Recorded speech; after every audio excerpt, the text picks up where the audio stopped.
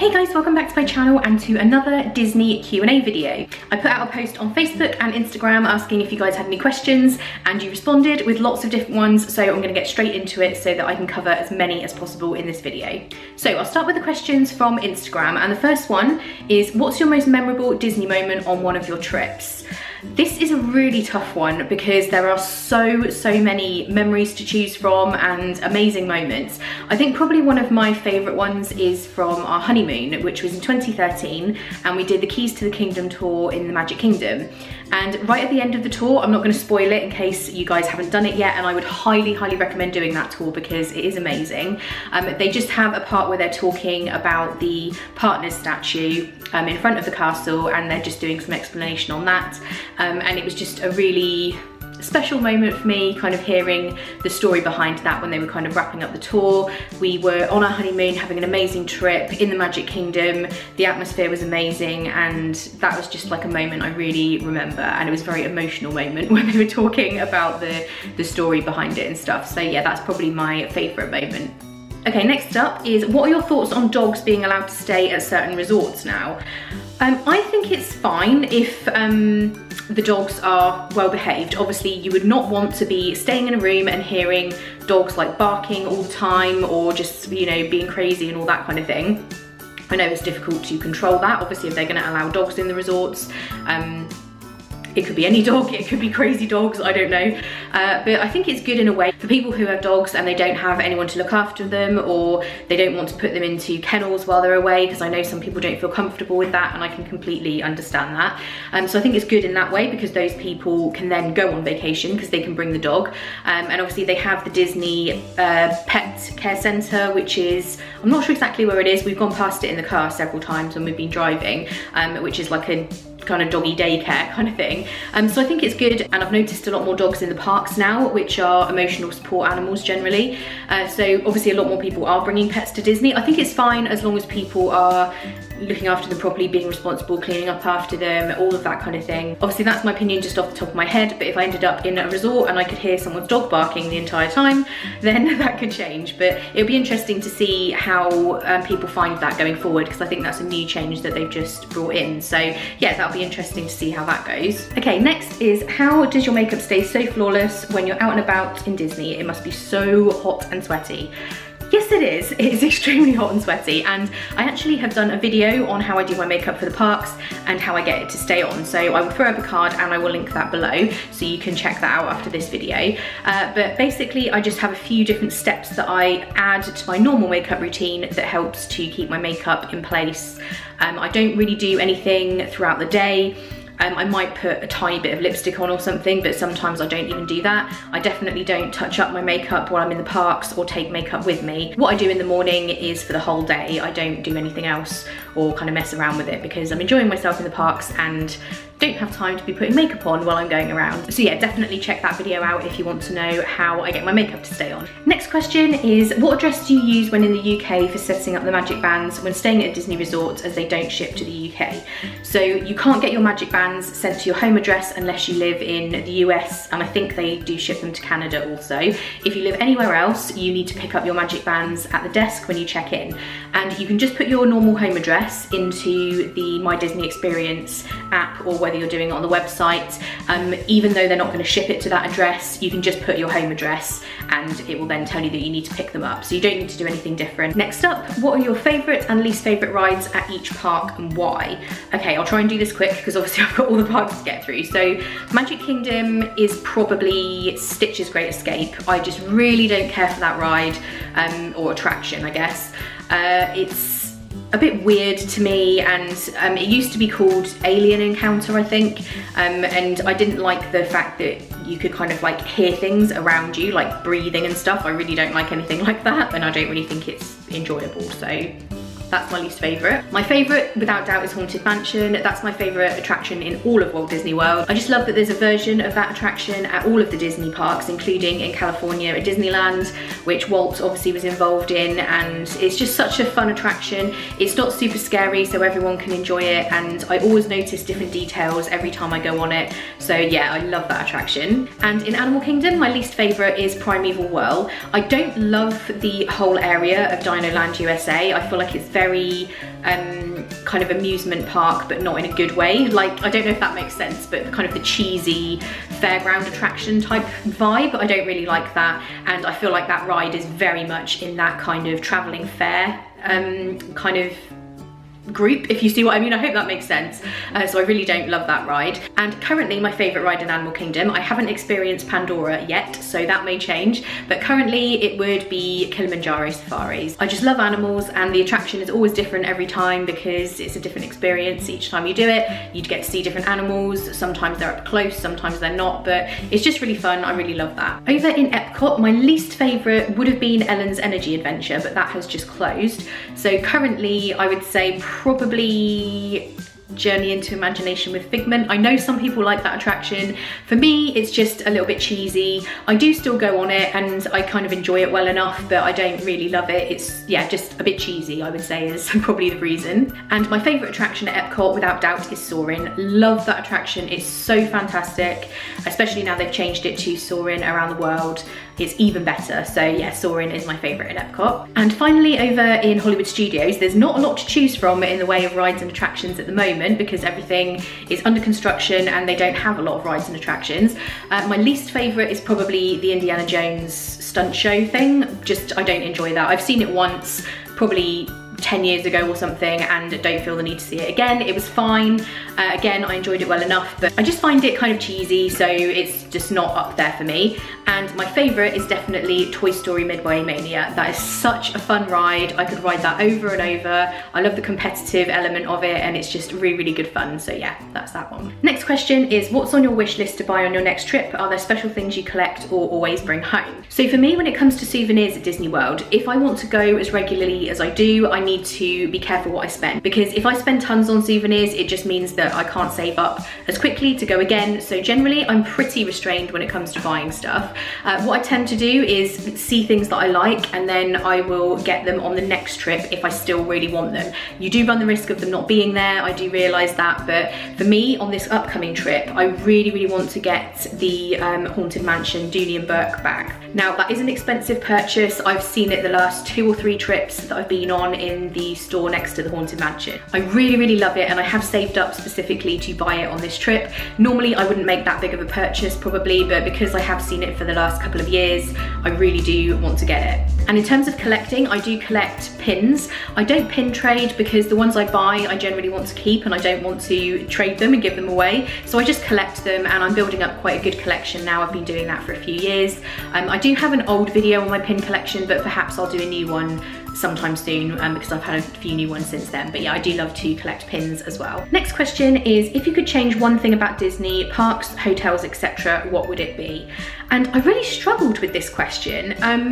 When I was thinking about it, most of the answers that I could come up with are not really changing something about Disney. It was changing something about behaviours. So for example, I was thinking, I wish it wasn't so crowded to watch fireworks. I wish people weren't so kind of crazy, you know, it's things like that. The only thing I could think of is that I wish there were more places to sit down in the shade in terms of benches and things around the park. Now I know the reason that they don't have lots, or if they don't seem to, is to do with the flow of crowds through the parks, and they don't necessarily want people congregating in certain areas, and obviously if you had a lot of seating areas that would happen. So I do understand there's a reason that the park is designed the way that it is, but it would be good to have a little bit more seating in the shade. I find a lot of the benches that you do find are right out in the sun, and obviously then they're boiling hot to sit on and to sit in the sun. I know that's kind of a weird answer, but that was the only thing I could come up with. Next question is, what's the best way to plan a trip? Any must-do or favourite restaurants at the parks or Disney Springs?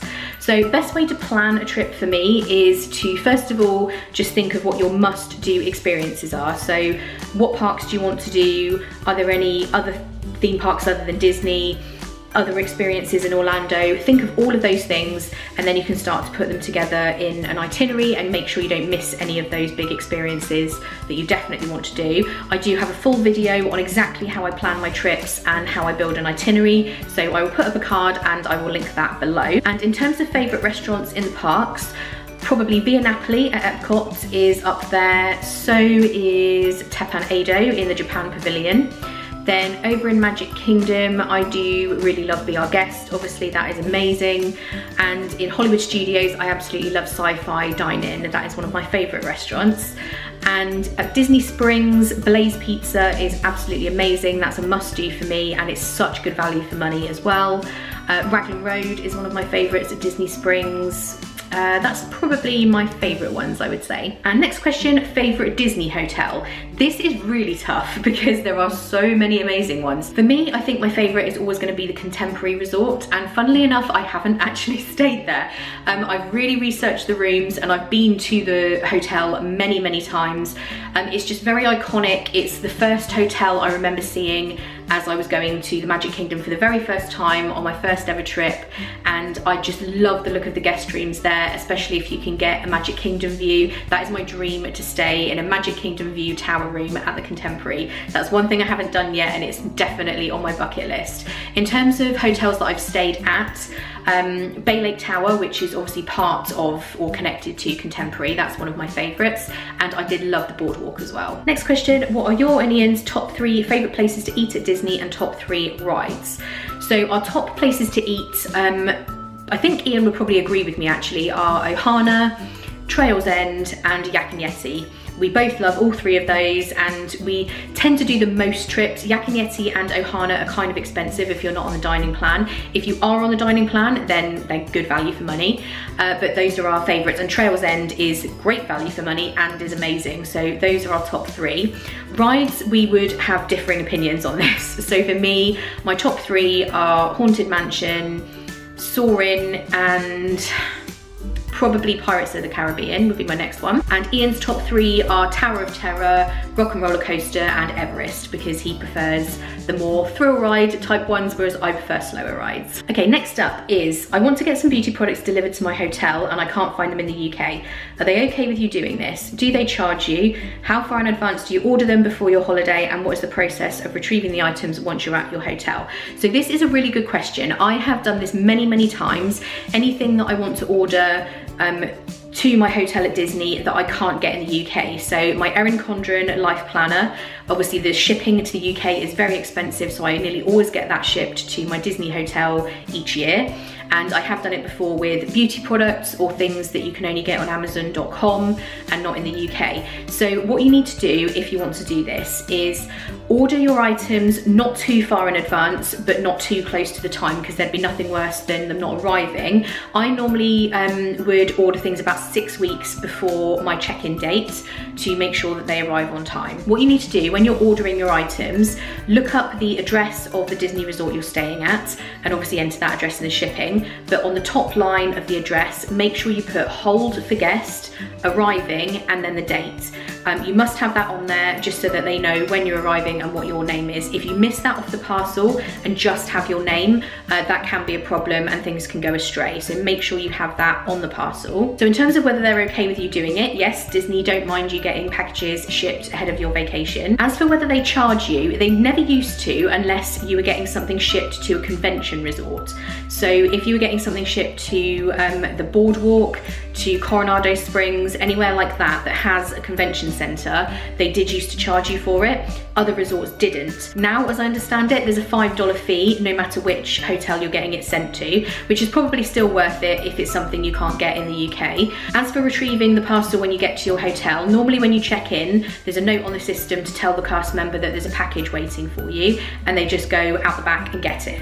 So most hotels, I think Saratoga Springs, that was how it worked. Old Key West was the same. Again, if you're staying at a convention resort, when I stayed at the Boardwalk, the package, when I checked in, I asked about it and they said I needed to go to the convention center. So I had to walk over there and there was a specific package pickup. Because it's a convention resort, a lot of things get shipped for conventions as well as people who are staying in the hotel. But if you have had something sent there ahead of time, just ask at check-in and they'll tell you where to go, or they'll just go ahead and get it for you. Okay, I'm gonna move on to the Facebook questions. I'm gonna do as many as I can, but the video's already pretty long, so if I don't get to all of them, don't worry, I will do another video to include the rest. So first question was, how would you plan for your holiday? Do you plan daily what you're going to see and do?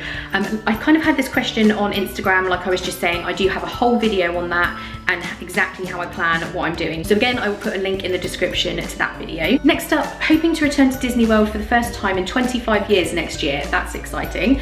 Taking a modest budget into account, where would you recommend 2 adults stay that has easy transport to Disney World parks and Universal? Would love to stay at a Disney property, but seeing what alternatives are out there. So if you are taking a modest budget into account, I would definitely think about staying off-site at one of the hotels, probably in Lake Buena Vista. You could stay on International Drive, which would be fine as well, but you're going to be sort of closer to one or the other. So International Drive, you're very close to Universal. Lake Buena Vista, you're very close to Disney. Most of those hotels will have shuttles that will take you to both, so it's not too much of a problem. But generally for me, when I'm on a 2-week vacation, I'm going to spend more time at Disney because they have more parks, and Disney Springs and Universal obviously only have the 2 parks. So for me, it always makes sense to be closer to Disney. We always stay at the Clarion Inn, Lake Buena Vista, if we're staying off-site, because it's very good value for money. They don't have resort fees, and it's pretty close to Disney. So yeah, it's always a very, very good price. Just make sure that you always check the prices of the Disney value resorts, because quite often they do come out not too much more than some of the off-site hotels. And getting to Universal is really easy. You can just jump in an Uber. So just make sure that's not an option before you go ahead and book an off-site hotel, because obviously then you get all the perks of being able to book your fast passes further in advance, and all of the other things that come along with staying at Disney. So yeah, that would be my advice there. Next question is, what are the worst Disney hotels in terms of bus system? Particularly interested in Wilderness Lodge and Animal Kingdom Lodge. So I haven't stayed at every single Disney hotel. Generally, when it comes to the bus systems being what people would consider to be the worst, it's either where the resort shares the bus system with several other hotels, or it's one of the big hotels like Saratoga Springs where there are multiple bus stops, because then the bus is going around to all of those stops before it then heads out to the park. Obviously it depends whether you're getting on at the first one or the last one. So places like Saratoga Springs, I think Coronado Springs might be similar, but don't quote me on that. Old Key West is another one that works in that way. So those kind of things, people sometimes think that they're not as good. I've never had a major problem with the buses in any of those resorts. They've usually been quite good in my experience. Other hotels where you just have the one bus stop, those sometimes are the resorts that actually share a bus. One experience I did have, I got on a bus once at the Contemporary Resort to go to Disney Springs, and the bus then went to Wilderness Lodge. I think it also went to maybe one of the other deluxe resorts in the Magic Kingdom area. Then eventually it went to Disney Springs, and it took about 45 to 50 minutes, I think, to get to Disney Springs because it was sharing this bus with so many other resorts. So just maybe check with the resort. You can always email or call if you're unsure, or if you're using a travel agent, they can perhaps find that out for you. It's not a huge big deal, and if you're staying at somewhere like Wilderness Lodge, obviously you have boats as well that go across to the Magic Kingdom. Once you're at the Ticket and Transportation Centre, you've got monorails that go to different places. So there's definitely perks, but it can be places like Disney Springs where you have to get the bus and it does share it with other resorts. So that was the only bad experience I had, and that was, like I say, I picked up the bus at the Contemporary. I have used the buses at Animal Kingdom Lodge. We stayed at Jambo House, and that was absolutely fine. The buses were really frequent. They weren't going around all over the place. Sometimes they go over to Kidani Village, but it's all kind of part of one resort, but that wasn't too bad. So I had a good experience there. So next question, would you rather have brunch at Trails End or the Wave? With this question, I'm not sure if you're asking about breakfast or brunch, because Trails End offer a specific brunch at the weekends, which goes, I think, till about 2:30 in the afternoon. The Wave is a breakfast, lunch and dinner restaurant, so I'm not 100% sure on that. If you're just talking breakfast, I probably would pick the Wave, although it's very tough because I love both of them. But I do love the brunch at Trails End because you get lunch items and breakfast. So overall, I would pick the brunch at Trails End, if that makes sense. Next question, I'd love to buy myself and my daughter some ears before we go next year. Are there any makers you'd particularly recommend for design and band comfort? I have quite a big head. So Joe, I have got you on this question because I also have a big head. I have a basketball head, I always joke about it, and ears normally really, really pinch on my head because they're just not big enough. These ears are from milamouse.com and they are amazing. She is definitely, and her name's Joanna, I would definitely recommend her shop. Her ears are such high quality. These are the 3D printed ears, which are just amazing. I also have another pair, which are these ones. These are also from her shop, and as you can see, these are the 3D name ears. They've got Victoria on there, and these are Epcot ones. They're so fantastic, such amazing quality, and I do find the band really comfortable. They don't pinch. I do sort of move them around throughout the day just to kind of make them more comfortable, but yeah, I highly recommend her shop. I will link it below. Her ears are absolutely amazing, and you can get regular ones, not just the 3D printed ones as well. Next question, are there any table service restaurants you'd recommend in Animal Kingdom? I'm making our ADR in late November and it's the one place I'm unsure of. So my favourite table service in Animal Kingdom, without a doubt, is Yak and Yeti. I really love the food there. The wok fried green beans, which you can get as an appetizer, are one of my favourite things to eat in all of Disney World. I love, love, love those. As for quick service, I think, oh yeah, you did also ask about quick service. I probably would go for Flame Tree Barbecue in terms of quick service. I really like that, but definitely table service, Yak and Yeti. Okay, I'm gonna have to make this the last question because I had too many for one video, but don't worry, I will do another Q&A video, and I'll do it a lot sooner than I did the last one, maybe in a couple of weeks' time, and I will answer the rest of these questions. So if I didn't answer your question, don't worry, I will in the next one. So last question is, returning after 8 years, husband and 14-year-old son, we're spending 3 nights in Disney plus 3 weeks in a villa. Wow, that's amazing. We can't decide between contemporary or boardwalk, which would you prefer? So I kind of touched on this earlier. This is a really tough one for me because I love both the contemporary and the boardwalk. I think for me, because I haven't stayed there yet, I would have to choose contemporary. But one thing that I will say with that, when you're booking the contemporary resort, you'll notice the different room categories that come up when you are looking at the price. Anything that doesn't say a tower room could be in the wing that's off to the side. So there is basically a whole separate building. You've got the main tower, which the monorail goes through, which is what everybody thinks of as the contemporary resort. But there is a whole nother building which is off to the side, and those are known as garden view rooms. Those I really am not a huge fan of because they're not actually part of the main building. And for me, if I stay at the contemporary, I would want to stay in a tower room. And the price difference is quite big because obviously being in the main building and certainly being in the tower with a view is, you know, much more sought after. So just be careful if you're booking the contemporary resort. If you book the garden view, you are not probably going to be in the main building. So from that perspective, if I was choosing between those rooms and the boardwalk, pretty much any room at the boardwalk, I would go for that. If I was going to be staying in a tower room at the contemporary, I would choose the tower room. So that is it for this Q&A video. I'm really sorry I couldn't get to every single question, but I did have quite a few. So like I said, I will do another video really, really soon. If you're not already subscribed, then definitely hit the subscribe button to make sure you don't miss any upcoming videos. I've got another trip coming up in November and there'll be a whole new set of vlogs. So you want to make sure you don't miss those.